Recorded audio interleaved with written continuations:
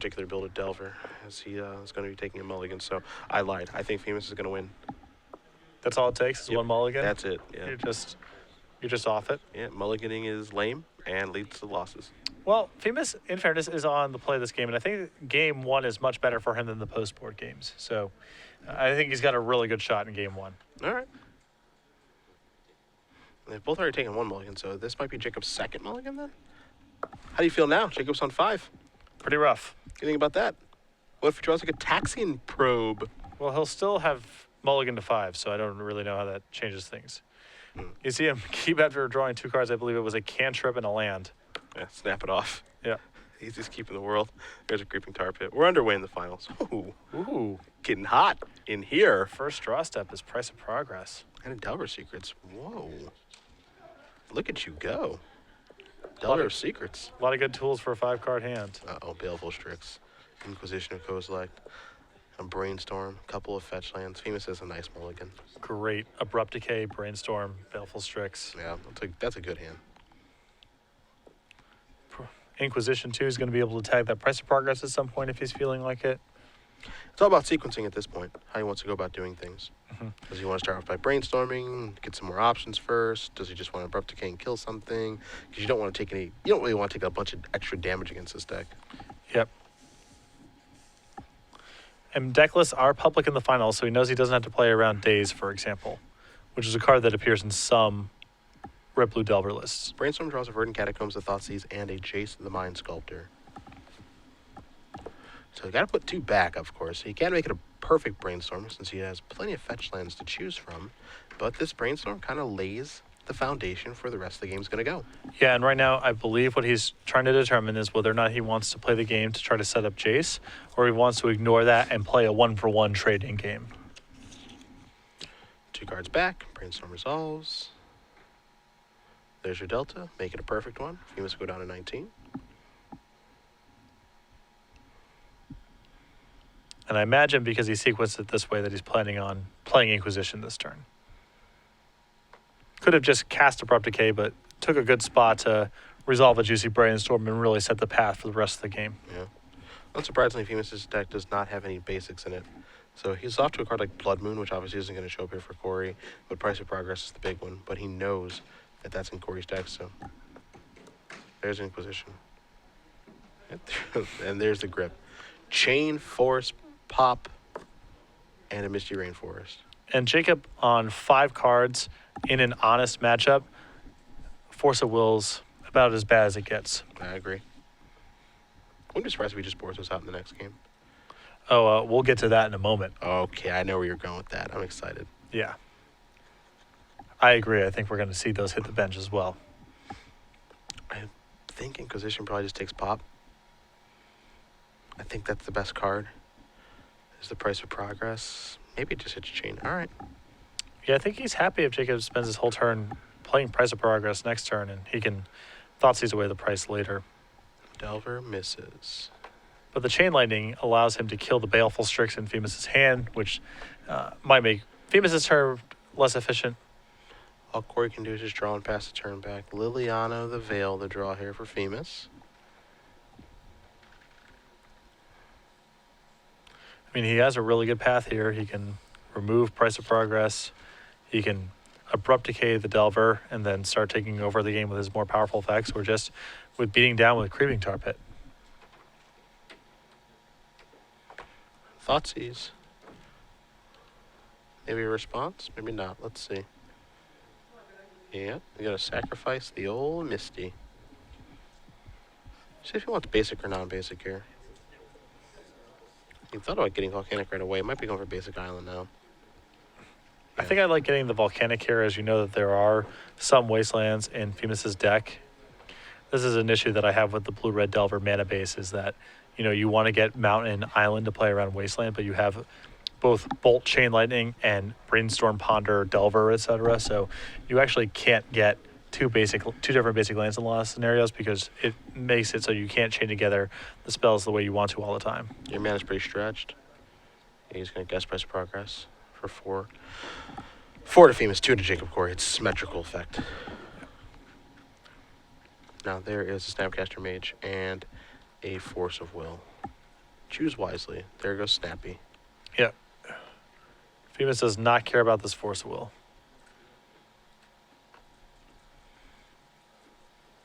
And now he doesn't even need to Abrupt Decay. He can actually just cast Baleful Strix, for example. Mm-hmm. Just going to pass the turn back. A little flip. Maybe not. In for 1. Phimus will take 1 from the fetch, and I'm going to go down to 11. You can tell just by the expression on Jacob's face, he knows this is not the way that he wants the game paced. Not at all. Not at all. Obviously, mulligan to 5 makes things very difficult, but yeah, he doesn't want to be anywhere near this. He also, in this matchup, does not want to draw Forcible at all. Yeah, I mean, that's going to be the first card set out. Possibly Spell Pierce, although Spell Pierce is pretty good against Planeswalkers. There's Decay. Takes care of the Delver. There is a Misty Rainforest. Pass the turn back over to Phimus, who draws Liliana the Veil. Does he want to cast that and start going after the hands? Well, he knows the coast is clear. Again, he's aware the last card in Jacob's hand is Force of Will, so. He could go Strixie. That's what he's going to do. Draws an Underground Sea. Needs to be careful with how many lands he plays. Oh, yeah. Yeah. I mean, there is still Price of Progress and Snapcaster Mage in Jacob's deck, so.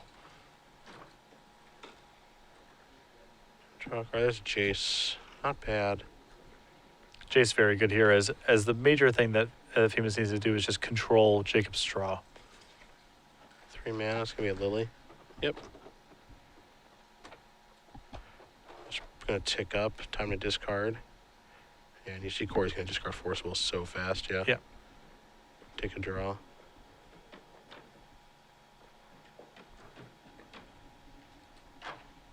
And has he drawn back-to-back bolts? I think so, yeah. I mean, this game is starting to get a little hairy for Phimus.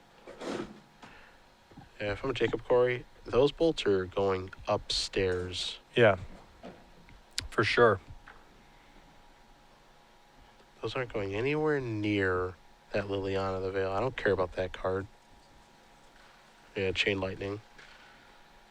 Oh, he's going to go towards the Planeswalker. I'm surprised. I'm really surprised by that play. Yeah, I think I'm not a big fan of this sequence here from Jacob. I think this leaves him in a scenario where he, even if just facing down Creeping Tar Pit and Baleful Strix from this spot is going to be challenging with him on no hand. And if Phimus has another Planeswalker, it's just a disaster.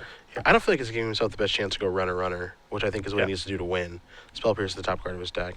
I think in that situation, he has to just chain and bolt Phimus, put him to 5. Maybe he rips off a Snapcaster Mage and is able to Snapcast a bolt, something like that. Yeah, or find the last Price of Progress in his deck, and then it's just game over. Yeah, because now with Jace showing up, and Jace would have been a problem regardless, but now just going runner is just so hard. Yeah.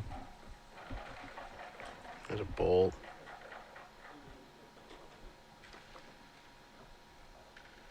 Phimus taking a look at that third Lightning Bolt. I mean, the critical thing here about Lightning Bolt is that if Jacob is allowed to cast it, it means that now Price of Progress becomes lethal. Mm-hmm. There's True Name Nemesis. Going to speed things up a little bit here. Spell Pierce. Yeah, you're not going to counter that. Coil draw a card. There's Chain Lightning. Going upstairs. Put you down to 8. Somehow he needs a draw. Price of Progress. With Jace in the way. There's a Wasteland. That makes it tough. Yeah, Wasteland is actually a really good draw here for Phimus as he can play the Wasteland, leave it up, and Wasteland his own non-basic land in response. He Wastelanded himself. He Wastelanded Kory. Then he attacks for a bunch. There's a Misty. Yeah, and that's it. Okay.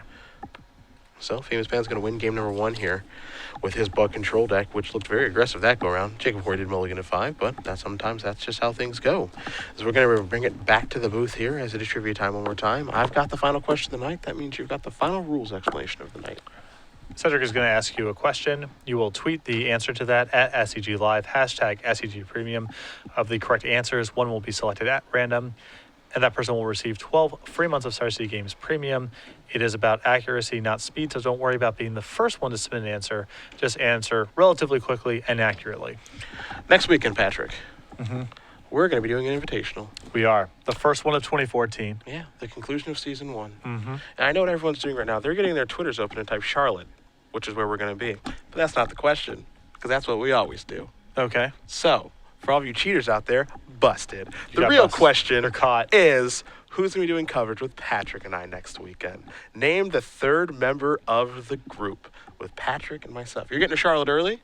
I'm getting to Charlotte on Real Thursday early. morning. I mean, I'm getting on an airplane in 7 hours, so That's fine. You'll be fine. getting there pretty early. I'll be there Thursday, and our third member of the cast will get there Thursday evening. You name that person, hashtag the answer, hashtag SCG Premium. Make sure you're following at SCG Live. Again, we will draw and announce the winner at the conclusion of our finals here. And we are going to be a stickler for spelling. You cannot. Smart. You got to spell this one correctly. What you could do is you could just type in his Twitter name and just blow up his Twitter, which is attached to his phone and make his life miserable. Yep. I'm not saying you have to do that. I'm just saying it's something you could do. Especially since it's, past 2 o'clock in the morning where he is, so he's likely to be asleep. Like where your head's at. And he needs to go to work tomorrow, He so does, go for it. if you know who it is. Don't tell him I told you, but go for it.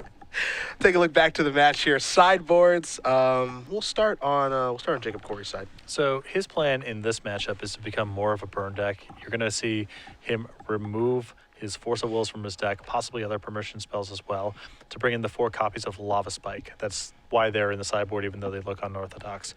He does have the option to bring in the Red Elemental Blast and the Pyroblast, as, of course, Phimus has a number of blue cards, including Jason the Mind Sculptor and True Name Nemesis, but I'm not sure that Jacob's going to want to try to fight on that front. He might just be trying to become a non-interactive burn deck.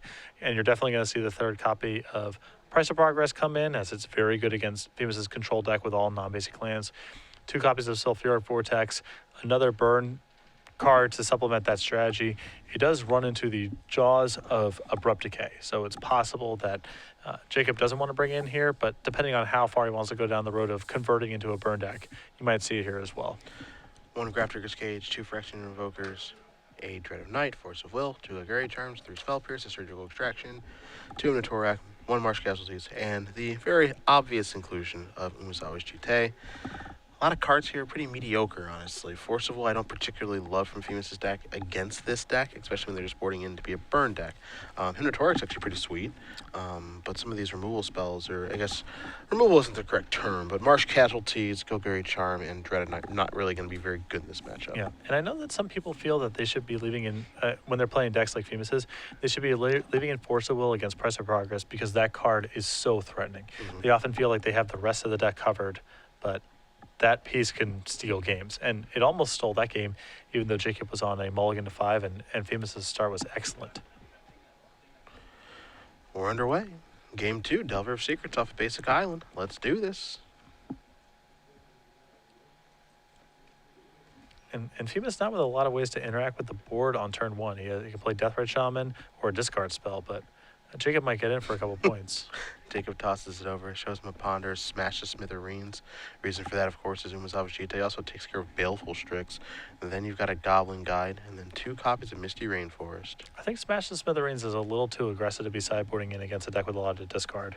He can take it when it's going to be good and strand it when it's going to be bad. Yeah, but, on the flip side of things, too, don't forget that, that's cards you can actually highly brainstorm for blowouts or leave on top of the Ponder. Mm-hmm. There's definitely a cost to having it in your deck, as now when we see it with Inquisition, it's just like, you can play around that appropriately. Yeah. So, Phimus really giving this a lot of thought on what card he wants to take with Inquisition. Feels like forever since we've seen Inquisition. Been a lot of Thoughtseizes and Hymns running around, but not so many Inquisitions. Yeah, and Phimus has to be a little bit more concerned about his life total because his deck's on the slower side. Mm-hmm. There goes Goblin Guide. Get that thing out of here. Can we flip a Delver one time? Nope. Never ever. Although it's hard to be upset with drawing a Snapcaster Mage there. I agree. Misty comes into play. Ponder will ensure that Delver will flip next turn, assuming it's still around. There's a Bolt, there's a Ponder. Okay, that's a pretty good Ponder. Yeah. I'm sure Jacob is happy to keep this. Yeah. You see him put a Ponder on top. Yeah, and this is the challenging sequence of what does he want to show versus what does he want to make sure he has access to next turn versus what does he want to hide from discard. Yeah. So all of Jacob's ponders are going to be quite complicated. Attack for 1. Gotta put Phimus down to 19. Phimus will take a draw. It's a True Name Nemesis. That's a Misty Rainforest. That's a pass of the turn. Does not play Baleful Strix because Smash of the Smithereens is hanging out. Lightning Bolt will be revealed to Delver's Secrets. No Insectile Aberration is shown up to the party. That's a Misty. This is an attack for 3. Phimus gonna take 1, go down to 18. See if he has an Abrupt Decay for this. Yeah, I think Jacob would actually be surprised if this Delver were to survive here.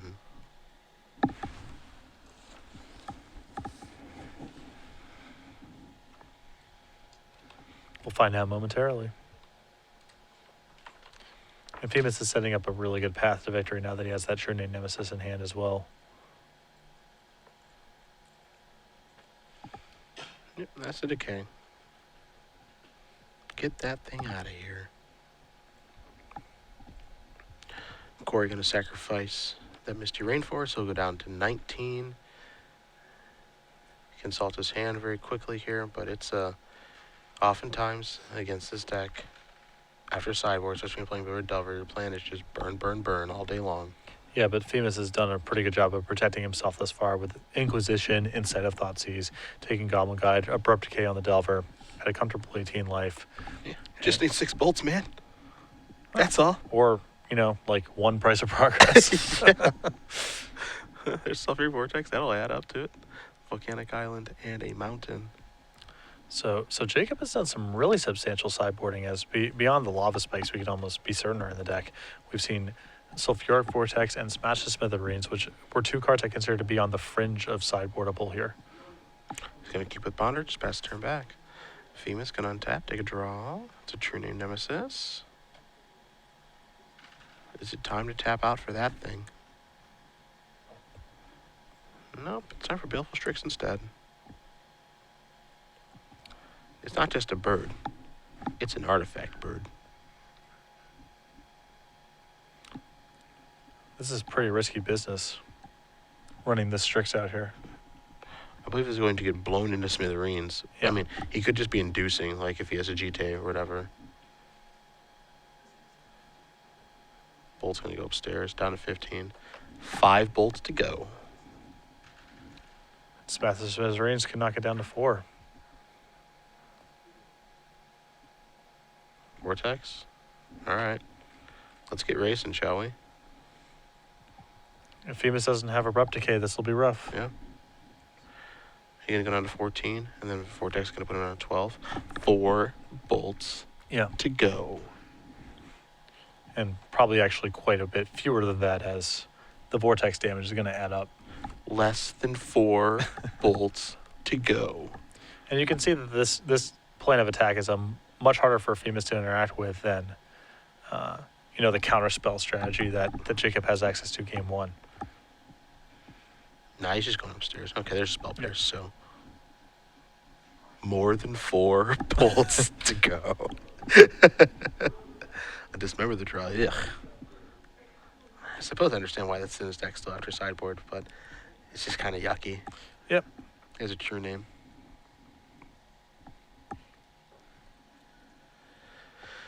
Kory, deep breath. He knows he's in some trouble. He's going to sacrifice this. He knew the top card was stacked, so. In fairness, he does have a lot of time. That's one thing that he's got working for him right now.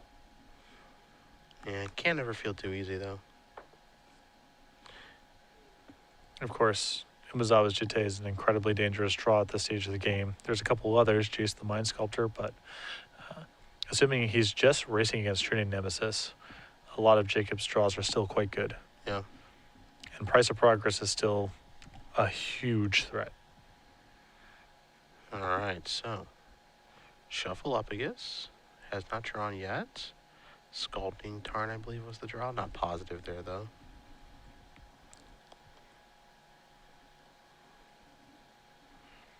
And Jacob has been sitting on the Snapcaster for a while. He did have an option on turn 3, for example, for simply Snapcaster Pondering. It makes me wonder if he's trying to set up something big here. Gonna take a look at the graveyard. See some bolts, ponder, some other stuff down there. Looks like it's gonna be a ponder, or maybe. He's gonna play Scalding Tarn first. Now he's gonna cast a ponder. So, 1 is a Lava Spike, 2 is a Vortex, 3 is a Scalding Tarn. That's a gentleman's ponder right there. Yeah. Yes, it is. And right now, I think that it's really important for, Taste it. I was 3. going to say, really important for Jacob to use that Smash to Smithereens, as it's possible he'll fall short by just a couple of points of damage. And if he goes for that Smash to Smithereens while Phimus has mana untapped, and Phimus is able to, say, Abrupt Decay his Baleful Strix in response. It's a nightmare. A nightmare. I know that he's concerned about Umezawa's GT. He wants to protect himself from that, but at this point, the race is against insufficient total resources. To be fair, if he wanted to protect himself from his Vegeta, he just put his shields down from that too. Yeah. By Lava Spiking, because he could have just held the Lava Spike or put it on top of his deck, sequence the turn differently, what have you. He's opened himself to getting clocked by a GT, and if it hits just once, that's really all it takes. Yeah, I think that Jacob is just loath to shuffle his deck because he also wants to play the Sulfuric Vortex next turn.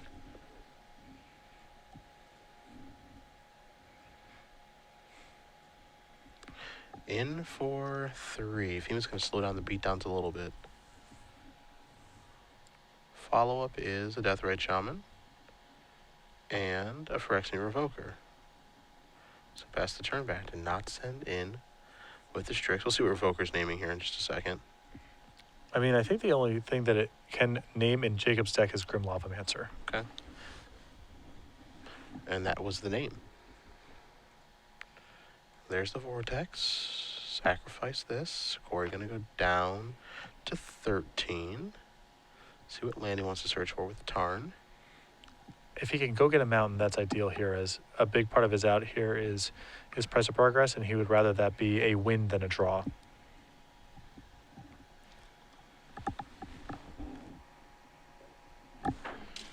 And the Vortex does a lot of good work for him. Obviously, it's a burn spell that's hard for Phimus to interact with. It also means that he no longer has to worry about Deathrite Shaman the same way. Umezawa's Jitte is much less threatening. But of course, Jacob has to be concerned with his own life total here, as Phimus is starting to apply a lot of pressure. Well, it's Vortex time. So there that is. Here's a Smash Smithereens right now. Get rid of the Revoker. And I like casting it here. He's just got to cast it. Is an attack good at all? Yeah, I think it attacks it. We get something off the table. We're in like a pretty big racing situation. Phimus can't afford to take 2. Yep. And with Deathrite Shaman's life gain ability off because of Vortex, yeah, he has to block. Yeah, I like casting the Snapcaster Mageon for something, because Phimus has Liliana the Veil in his deck. So you don't know if you're just not going to get another shot to do something productive. So Vortex should put Phimus down to 6. And he is exposed. I mean, Price of Progress comes off the top here. I don't believe there's anything he can do.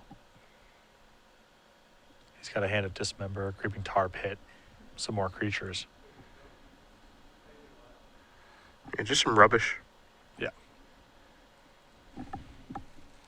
And all this is so hairy, you know? Like, he has to even worry about, do I need to leave a creature back on defense? Because if Jacob rips Goblin Guy, then all of a sudden, if I don't have a blocker back, I go to 4, then 2 from the Vortex. Yeah. So there's a lot of harrowing draws here. And there's that. It's not. There's a Deathrite Shaman.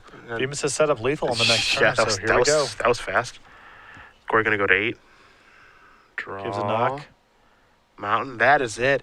Phimus Pan, Star City Games Legacy Open Champion with Bug Control. And then Jacob flips over the next card, is Price of Progress. Isn't it always? A good sweat. Yeah. Definitely a good sweat. Isn't it always the next card? Bug Control. It's not Bug Delver. It's not Charlotte's Bug, but it's that color combination nonetheless. It looks like this thing, no matter how you build it, can't be stopped, dude. No Tarmogoyfs. Yeah. No Delver of Secrets. Yep. None of the usual suspects here. Just true game nemesis. Yep. That's it. Baleful Strix. Yeah, normally when you see Baleful Strix, you think of that, think about Jerry Thompson's Charlotte's Agent, Charlotte's Bug deck, whatever you want to call it. Baleful Strix in combination with Charlotte's Agent, Cascade in that, draw a card, problematic